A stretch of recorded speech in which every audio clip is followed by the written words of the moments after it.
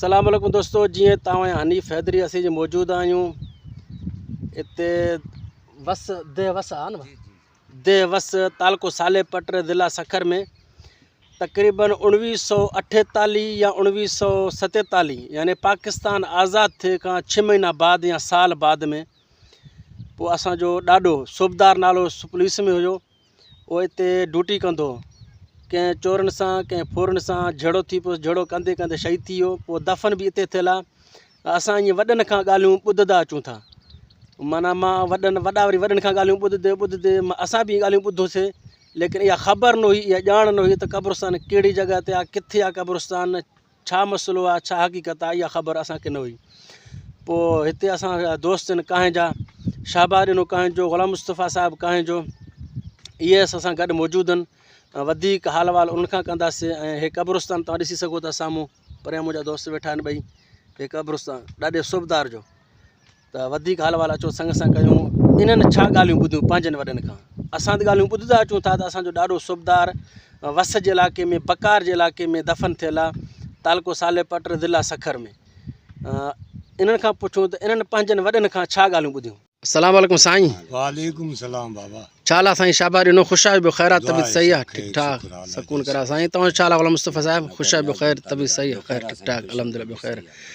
साईं तव्हां ॾाढो सूबेदार पुलिस जो सूबेदार, ॾाढो सूबेदार जेको माना गॾाणी हुयो, त असां बि वॾनि खां इहे ॻाल्हियूं ॿुधंदा अचूं था त माना पुलिस में हुयो, पोइ हिते झेड़ो थियुसि, अलाए कंहिंसां शहीद थी वियो, इते दफ़न थियल आहे वस में। असां पंहिंजे वॾनि खां इहे ॻाल्हियूं ॿुधंदा अचूं था, पर तव्हांखे का ख़बर, का इल्मु, तव्हां पंहिंजे वॾनि खां का ॻाल्हि ॿुधी?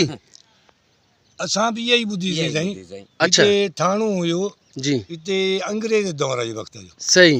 हे साईं उते रहंदो हुयो, सही, सूबेदार गॾाणी। जी वाह। पोइ उन्हनि सां मुक़ाबिलो थी पियुसि। अच्छा, 1947 ॿुधाइनि था या 1948, इन दौर में पाकिस्तान ठहण खां पोइ सही, पोइ हिते उन्हनि सां मुक़ाबिलो थी पियुसि चोरनि सां। सही। चोर का चोरी कयूं था चवनि पिया, का वार बि उन्हनि जे कट हुई, तंहिं वक़्त में प्यादल हूंदा या उठ जी सवारी हूंदी, कहिड़ी तरह सां बि हिननि जो हिते सूबेदार साहिब सां मुक़ाबिलो थियो, जंहिंमें कुझु हो बि मारिजी विया ऐं सूबेदार साहिब बि शहीद थी वियो। सही।